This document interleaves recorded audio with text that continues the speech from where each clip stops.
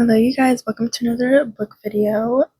Sorry if I look like I have no energy in this video. I'm still really struggling with being pregnant right now.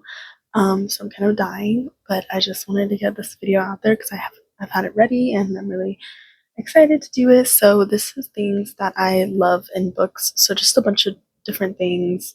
Yeah, I have a long list here. So the one that I put is inclusion of written letters in books. So if characters write love letters to each other or some other kind of letters or something like that, just having a written down letter in a book is just so beautiful and just really brings the characters to life that much more. And the second thing, this is in a lot of romance books, I feel like most of them I know, that I read is a strong, independent female lead character. For example, if the main character is a single mom or something, or it doesn't even have to be like that. If she's just a very strong woman, it's just nice to read that. I don't know, it's just nice. The third thing I put is soft, magical elements or magical realism. Some examples of books I have is The 7 Year Slip and One Italian Summer. Those books are normal literary fiction or romance books with little magical elements in it. Since I'm not someone who reads fantasy, I like to read little magical elements still every now and then. I really like both of those books.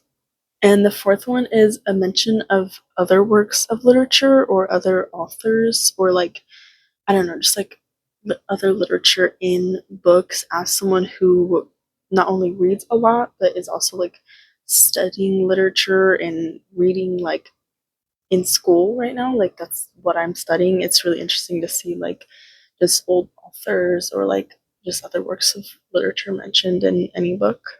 Okay, number 5, I put family relationships, with their parents or their children, or even siblings relationships. I love because I'm really close to my sister. We're best friends, so I love to see sister relationships in books, and also grandparent relationships.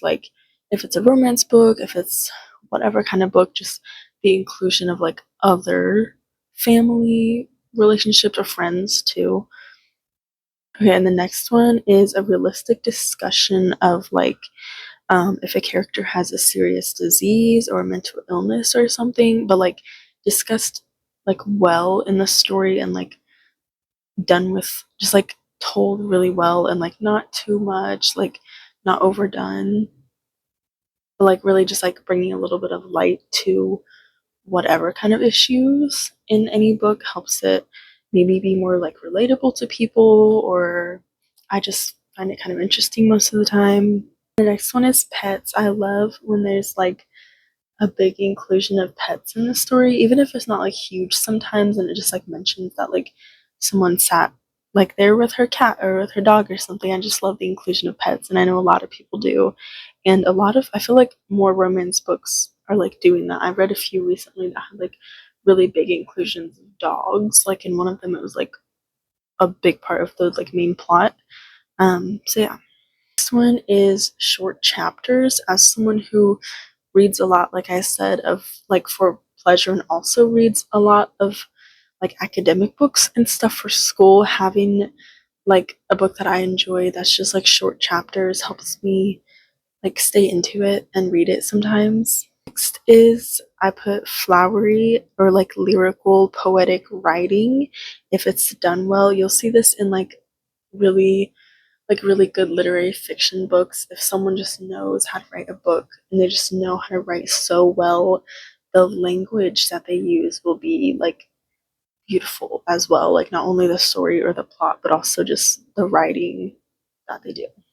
And next I put having a cool setting. So if it's a little town or if it's a vacation summer story, having that being set in a cool place, or even in a cool building. I don't know, just having a cool setting can really add to a story. And the next one, this is something that I love that is kind of random, but having an about the author section in a book, which I think mostly literally every book does, but I actually love reading those so much, especially if it's a new author. For me, I always go to the back of the book and like read them just because I love learning about, I don't know, I'm like, what are you up to? And most of the time, like, they're just like, I live here, like with my kids and my dogs or something. I enjoy writing, like whatever, or like what college they went to or something. I just love like reading that about authors. Okay, and next is having some good quotes in books. You'll see this a lot in romance books, like things that I'll underline or like highlight or something. Just like having a really good quote every now and then, not too overdone, obviously, but like there's just some really beautiful quotes in some books, and I think about them and I'm like, wow, that like really good writing. And the next one is when a book has a good movie adaptation, or even sometimes better than the book, but just when a book has a really good movie adaptation, I love watching it after I read the book.